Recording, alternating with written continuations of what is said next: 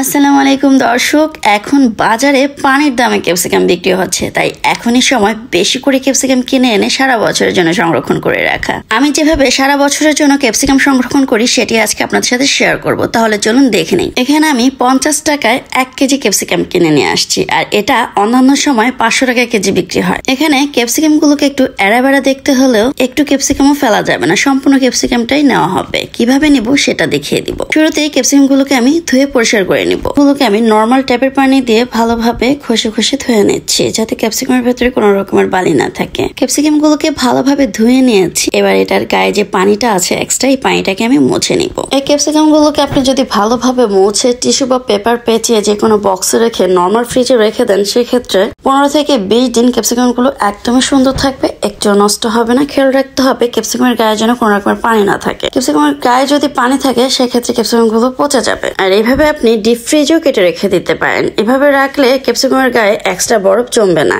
একদমই ঝুরঝুরে থাকবে। এবার ক্যাপসিকাম গুলোকে আমি কেটে নিচ্ছি। এখানে আমি ক্যাপসিকাম গুলোকে আমার পছন্দ মতো সাইজে কেটে নিচ্ছি। আপনারা আপনাদের পছন্দ মতো সাইজে কেটে নেবেন। এখানে আমি ক্যাপসিকামের মুখটা কেটে ভেতরের বীজটা ফেলে দিয়েছি। ভেতরে যে সাদা অংশ আছে এগুলো কিন্তু ফেলে দিতে হবে, এগুলো নেওয়া যাবে না। এবার আমি সবজি এবং সাসলি করার জন্য আমি ক্যাপসিকাম গুলোকে এরকম সাইজ করে কেটে নিয়েছি, স্কোয়ার সাইজ করে কেটে নিচ্ছি। এখানে আমি কিছু ক্যাপসিকাম লম্বাটে করে কেটে নিয়েছি।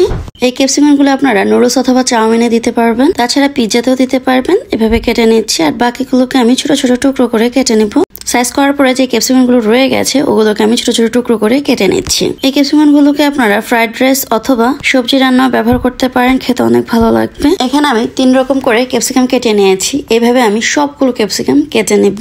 আপনারা আপনাদের প্রয়োজন অনুযায়ী ক্যাপসিকাম গুলোকে কেটে নেবেন। এখানে আমি ক্যাপসিকাম গুলোকে কেটে বড় পাত্রে ছড়িয়ে দিয়েছি। এই ক্যাপসিকাম গুলোকে আমি 3 থেকে 4 ঘন্টা ডিপ ফ্রিজে রেখে দিব। ক্যাপসিকাম গুলোকে আমি 4 ঘন্টা ডিপ ফ্রিজে রেখেছি। দেখতেই পাচ্ছেন একদম জমাট বেঁধে শক্ত হয়ে গেছে। ছড়িয়ে রাখার কারণে হাত দিয়ে প্রেস করলেই দেখতে পাচ্ছেন ক্যাপসিকাম গুলো আলাদা হয়ে যাচ্ছে। এবার সাথে সাথে যে কোনো বক্স অথবা পলি ব্যাগ, জিপলক ব্যাগে আপনারা ভরে রেখে দিতে পারেন। এভাবে রাখলে ক্যাপসিকাম গুলো একটার সাথে একটা লাগে না, যখন ইচ্ছা তখন বের করে খাওয়া যায়, যতটুকু লাগে ততটুকু বের করা যায়। এখানে আমি সবগুলো ক্যাপসিকাম একটি পাত্রে রাখছি, আপনারা আলাদা আলাদা ভাবে রাখতে পারেন। আশা করছি আমার আজকের এই ক্যাপসিকাম সংরক্ষণ পদ্ধতিটা আপনাদের ভালো লাগবে। ভালো লেগে থাকলে অবশ্যই একটা লাইক দিয়ে দিবেন, আর আমার চ্যানেলটিকে সাবস্ক্রাইব করে আমার পাশেই থাকবেন। যারা আমার এই ভিডিওটি আমার পেজ থেকে দেখছেন তারা অবশ্যই লাইক এবং ফলো দিয়ে রাখবেন। আজ এই পর্যন্তই, আবারও চলে আসবো নতুন কোনো ভিডিও নিয়ে। সে পর্যন্ত সবাই ভালো থাকবেন, সুস্থ থাকবেন। সবাইকে ভিডিওটি দেখার জন্য অসংখ্য ধন্যবাদ জানিয়ে শেষ করছি। আল্লাহ হাফেজ।